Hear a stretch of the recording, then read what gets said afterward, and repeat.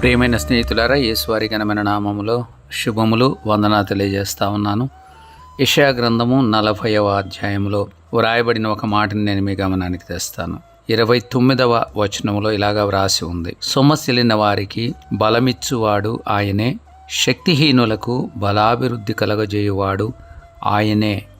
ఎవరైతే సొమ్మసిల్లిన వారుగా ఉన్నారో అలాంటి వారికి దేవుడు బలమిచ్చేవాడుగా ఉన్నాడు. శక్తిహీనులైనటువంటి వాళ్ళకి బలాభివృద్ధిని కలగజేసేవాడు ఆయనే అన్నటువంటి విషయాన్ని మనం గుర్తుపెట్టుకోవాలి. ఎందుకంటే మనల్ని సృజించినటువంటి దేవుడు, భూమి ఆకాశములను సృజించిన దేవుడు, భూదిగంతాలను సృజించిన దేవుడు, ఆయన నిత్యుడైనటువంటి దేవుడు. ఆయన సొమ్మసిల్లడు అలయడు అని 28వ వచనంలో రాయబడి ఉంది.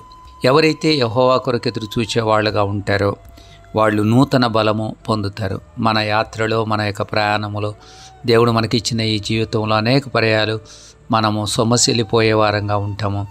ఇక చాలులే అనేటువంటి భావన కలుగుతుంది. ఇక నేను పరిగెత్తలేను అనేటువంటి భావన, ఈ ప్రయాణాన్ని కొనసాగించలేననేటువంటి భావన, నా చేత కాదు అనేటువంటి భావన, శక్తిహీనత కలిగినటువంటి భావన, నిరాశ నిస్పృహలు కలిగేటువంటి భావనలు సర్వసాధారణంగానే మన యొక్క జీవితంలో మనం ఎదుర్కొంటూ ఉంటాం. ఎవరికైనా ఒక్కొక్కసారి రిజైన్ చేయాలనిపిస్తుంది, ఇక జీవితం చాలనిపిస్తుంది, ఇంతటితో జీవితం ముగిస్తే బాగుంటుందన్నటువంటి ఆలోచనలు కలగక మానవు. కానీ ఎవరైతే యెహోవా కొరకు ఎదురు చూచేవాళ్ళుగా ఉంటారో వారు నూతన బలం పొందుతారు. వారు పక్షిరాజు వలె రెక్కలు చాచి పైకి ఎగురుతారు. పక్షిరాజు అది ఎంతో ఎత్తుకు ఎగరగలదన్న విషయం మీకు తెలుసు.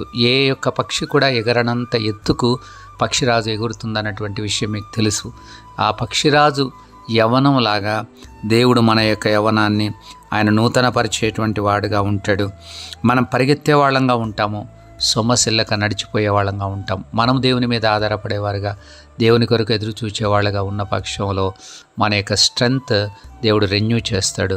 మనమేమో అలయకుండా పరిగెత్తేటువంటి కృపను దేవుడు మనకు అనుగ్రహిస్తాడు. పరిగెత్తినా కూడా అలయకుండా పరిగెత్తగలిగినటువంటి కృపను దేవుడు మనకు అనుగ్రహించేటువంటి వాడుగా ఉంటాడు. ఆ బలము దేవుడు మనకిస్తాడన్న వాస్తవాన్ని మనం గుర్తించి మన యాత్రలో మనం ఎడతెగక కొనసాగుదాము. దేవునిపైన లక్ష్యం ఉంచుదాము.